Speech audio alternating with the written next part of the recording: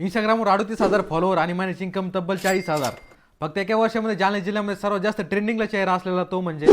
नमस्कार मंडळी, मी वैभव सराटे पाटील. स्वागत आहे तुमचं आपल्या छोट्या मोठ्या पॉडकास्टमध्ये. धन्यवाद. तुमचं नाव गाव पूर्ण जालना जिल्ह्याला माहिती आहे. सांगा मग महिन्याला किती कमावता?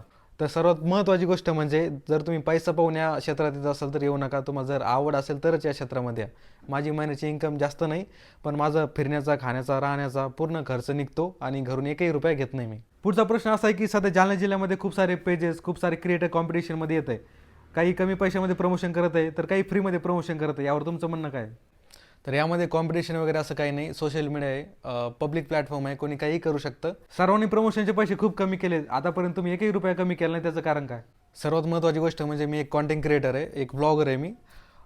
मी महिन्यामध्ये फक्त 3-4 प्रमोशन करतो आणि ते लोक ध्यान देऊन बघतात आणि मी सजेस्ट केलेल्या वस्तू घेतात. तर माझं एकच म्हणणं आहे की जो क्रिएटर फक्त महिन्यामध्ये 3-4 प्रमोशन करतो, लोक त्याच्यावर विश्वास ठेवतात की तो क्रिएटर जो 60-70 प्रमोशन करतो महिन्यामध्ये त्याच्यावर विश्वास ठेवतात. अर्थातच जो म्हणजे 3-4 प्रमोशन करतो त्याच्यावर जास्त विश्वास ठेवतात. त्याच्यामुळे मी क्वालिटी प्रोव्हाइड करतो, जेणे दुकानदाराला पण थोडंफार प्रॉफिट होईल आपल्या प्रमोशन केल्याने.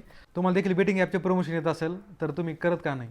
खूप सारे प्रमोशन येतात, पण मला एका प्रमोशनने 7-8 हजार भेटन, पण कोणाचे तरी 70-80 हजार जाईल. त्याच्यामुळे मी करत नाही. हा माझा प्रश्न नाही, पण सर्व जनतेला पडलेला प्रश्न आहे की तुम्हाला गर्लफ्रेंड आहे की नाही.